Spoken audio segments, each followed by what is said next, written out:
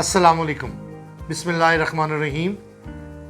मेरे प्यारे दोस्तों, भाइयों, जूनियर डॉक्टर्स, माय स्टूडेंट्स, मैं हूं आपका अपना doctor professor Mian Mohammad Azhar, professor of orthopaedic surgery and interventional spine and pain specialist. बिस्मिल्लाहिर्रहमानिर्रहीम।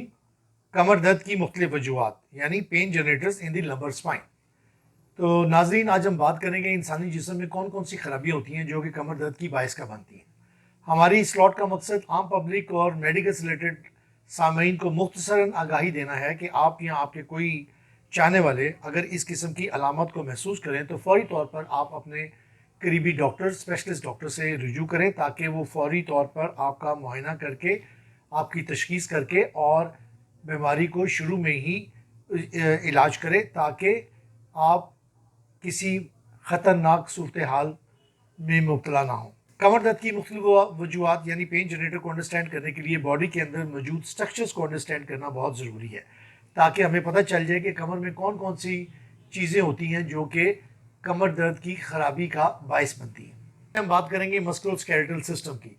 मस्कुलोस्केलेटल सिस्टम से मुराद में यह है कि हमारे जो मसल्स होते हैं, जो टेंडन्स होते हैं, जो लिगामेंट्स होते हैं या जो बर्सा होते हैं, उनकी खराबी जो होती है वो कमर दर्द का बायस बनती है। आमतौर पर ट्रामा, मेगनेंसी या इन्फ्लामेटरी कंडीशंस या डीजनरेटिव कंडीशन जो कि मसल्स को इन्वॉल्व करती हैं वो कमर दर्द का बायस बनती हैं। इसी तरह ख़ास तौर पर जो हमारे कमर में लोअर बटक्स में जो मसल्स होते हैं जिनको हम ग्लूटियाई मसल्स कहते हैं या जेमिनस सुपीरियर या जेमिनस इंफीरियर या पेरिफॉर्मस मसल होता है, ये बहुत ज़्यादा कॉमनली इन्वॉल्व होते हैं। इसी तरह से इसक्योरेक्टल बर्सा या टोकेंटेरिक बर्सा जो है उनकी इन्वॉल्वमेंट भी बैकएक का काज बनती है। हमारे क्लिनिक में आने वाले मेजॉरिटी पेशेंट्स ऐसे होते हैं जो कि पेरिफॉर्मस मसल्स की इन्वॉल्वमेंट की वजह से आते हैं। तकलीफ, दर्द की शिद्दत इस कदर ज़्यादा होती है कि वो चल भी नहीं सकते और बाज़ का उनको स्ट्रेचर पे डालकर मरीज़ को क्लिनिक पे लाया जाता है। पेरिफॉर्म मसल की इन्वॉल्वमेंट जो होती है इसको हम पेरिफॉर्मस सिंड्रोम भी कहते हैं, नाम भी देते हैं, या इसको हम सूडो शैटिका भी कहते हैं क्योंकि इसकी अलामत जो साइन सिम्टम्स होते हैं वो शैटिक नर्व की कंप्रेशन की वजह से होते हैं। बेसिकली पेरिफॉर्मस मसल जो होता है ये आइलियम और इस्कियम से ट्रेवल करते हुए टोकेंटर के ऊपर जाके अटैच होता है और इसके बिल्कुल नीचे से सियाटिक नर्व गुजर रही होती है जो कि कंप्रेशन की वजह से जो है वो उसकी अपना काम करना छोड़ देती है और उसके साइन सिम्टम्स जो है वो इंसान के अंदर ज़ाहिर होते हैं। अगर हम देखें तो मेनली 3 वजूहत होती हैं जो कि पेरिफॉर्मस मसल की प्रॉब्लम की वजह से शैटिक नर्व की कंप्रेशन का बायस बनती हैं और बैकएक प्रोड्यूस करती हैं। इसमें ट्रॉमा टू द हिप या बटक जिसमें कोई ब्लीडिंग होती है और वो ब्लीडिंग जो होती है वो नर्व को दबा देती है और नर्व के दबने से शैटिक नर्व के अलामत आती हैं। दूसरा पेरिफॉर्मस हाइपरट्रॉफी, ये यूजली उन पेशेंट में होता है जो हैवी वेट लिफ्टर्स होते हैं या वज़न ज़्यादा उठाते हैं, उनकी वजह से पेरिफॉर्मस मसल की हाइपरट्रॉफी हो जाती है जो कि जाकर नीचे शैटिक नर्व को दबाता है। और तीसरा मसला होता है कि वो लोग जो कि बहुत ज़्यादा प्रोलॉन्ग सिटिंग जिनकी होती है, जो गाड़ी चलाते हैं, टैक्सी चलाते हैं या बाइसिकल चलाते हैं या बहुत देर बैठकर ऑफिस का काम करते हैं, उनमें इसके होने के चांसेस बहुत ज़्यादा होते हैं। इसी तरह पैदाइशी तौर पर बाज़ पेरिफॉर्मस मसल जो होता है वो 2 हिस्सों में डिवाइड हुआ होता है जिसको हम बाईपार्टेट पेरिफॉर्मस कहते हैं जो कि शैटिक नर्व की कंप्रेशन का बायस बनता है। लिहाजा पेरिफॉर्मस की वजह से जब शैटिक नर्व कंप्रेस होती है तो इसमें पेशेंट्स जो होता है वो डल एक pain buttock, specially outer and upper quadrant of the buttocks में पेन की कंप्लेन करता है उस, और वो ये दर्द जो होती है ये नीचे थाइस की तरफ या लेग्स में या बाज़ का पाँव में भी जाती है जो कि शैटिक नर्व कंप्रेशन या डिस्क हर्निएशन या स्पाइनल कॉर्ड स्टीनोसिस से मिमिक करती है। यही वजह है कि इसको सूडो शैटिका कहा जाता है और इसको दोनों में डिफ्रेंशिएट करने ये होता है कि ये जो सूडो शैटिका या पेरिफॉर्मस सिंड्रोम या पेरिफॉर्मस की कंप्रेशन की वजह से शैटिक नर्व के जो सिम्टम्स आते हैं ये नॉन डर्माटोमल होते हैं, जबकि जो डिस्क हर्निएशन होती है उसमें डर्माटोमल डिस्ट्रीब्यूशन होती है। ये बहुत इंपॉर्टेंट फ़र्क है जो कि दोनों पेन्स को डिफ्रेंशिएट करने के लिए जो एक कंसल्टेंट होते हैं वो इस टूल को यूज़ करके दोनों में डिफ्रेंशिएट करते हैं। नाउ अगला पेन जनरेटर जो होता है जो कि बहुत कॉमन है वो डिस्क हर्निएशन है। हमारे क्लिनिक पर आने वाले यंग मेजॉरिटी पेशेंट जो होते हैं वो डिस्क हर्निएशन की वजह से कमर दर्द की तकलीफ का शिकार होते हैं और ओल्ड एज में डीजनरेटिव चेंजेस होती हैं जो डिस्क को इन्वॉल्व करती हैं और उसमें कमर दर्द जो होती है वो एक साइन सिम्टम्स के तौर पर आती है। गो के पैथोलॉजी इनकी जो होती है वो डिफरेंट होती है, लेकिन दर्द का पैटर्न काफ़ी हद तक मिलता जुलता होता है। जो डीजनरेटिव आर्थराइटिस की वजह से पेन होती है वो एक्सियल लो बैक पेन होती है, और जो डिस्क हर्निएशन की वजह से पेन होती है वो रेडिकुलर पेन होती है, जिसमें कि पेन इससे जो पता चलता है कि किस एरिया पे नर्व जो है वो कंप्रेस हुई है। अगर L3-4 पे है, L4-5 पे है या L5-S1 पे है तो एक कंसल्टेंट उसके क्लिनिकल एग्जामिनेशन से उसको डिफ्रेंशिएट कर लेता है कि किस एरिया के ऊपर डिस्क हर्निएशन है और जो कि नर्व की कंप्रेशन का बायस बन रही है। बेसिकली एक अच्छे फिजिशियन का काम होता है कि इसकी असेसमेंट करना, ताकि नेचर ऑफ रेडिएशन को असेस कर सके, और इसी से ही हम डायग्नोसिस बनाते हैं।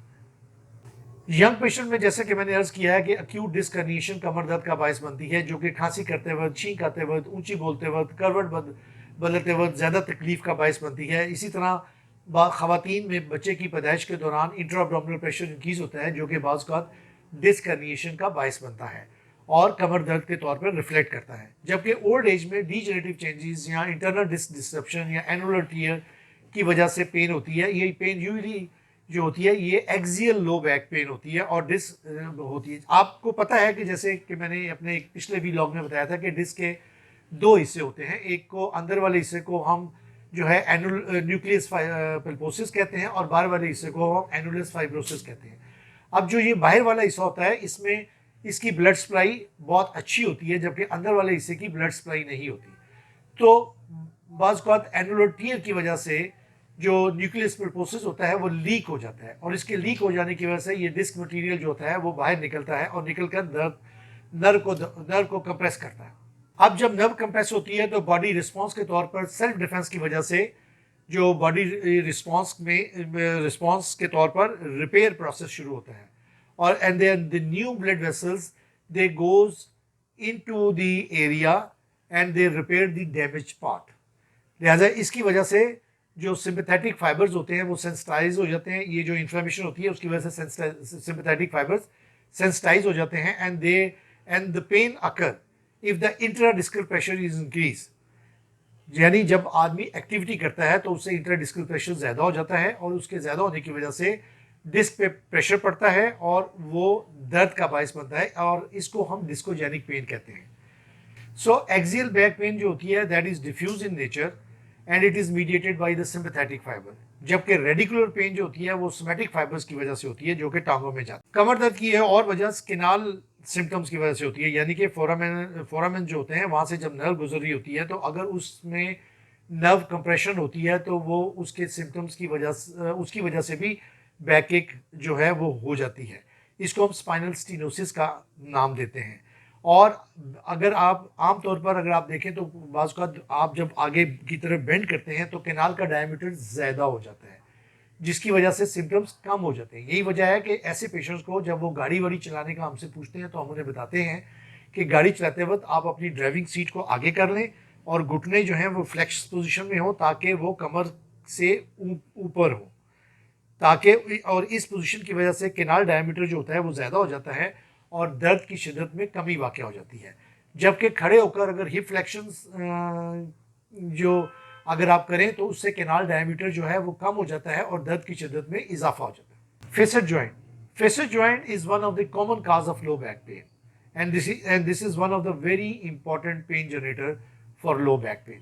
इसमें फेसेट जॉइंट की खराबी जो होती है वो मुख्तलिफ वजूहात यानी डीजनरेशन, इन्फ्लामेशन, ट्रामा या मेलिग्नेंसी की वजह से इनकी इन्वॉल्वमेंट जो फेसेट जॉइंट की होती है वो कमर दर्द का बायस बनती है।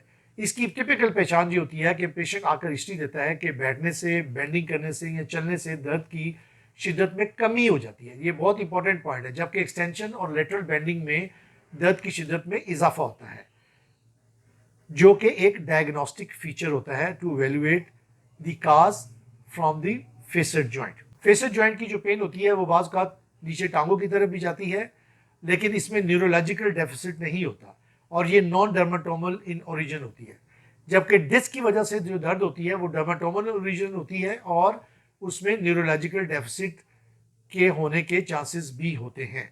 सो this is one of the important differentiating point between the facet joint problem and the disc herniations की वजह से जो दर्द होती है, इन दोनों को डिफरेंशिएट करने के लिए ये बहुत इंपॉर्टेंट पॉइंट है जो कि एक कंसल्टेंट कंसिडर करता है।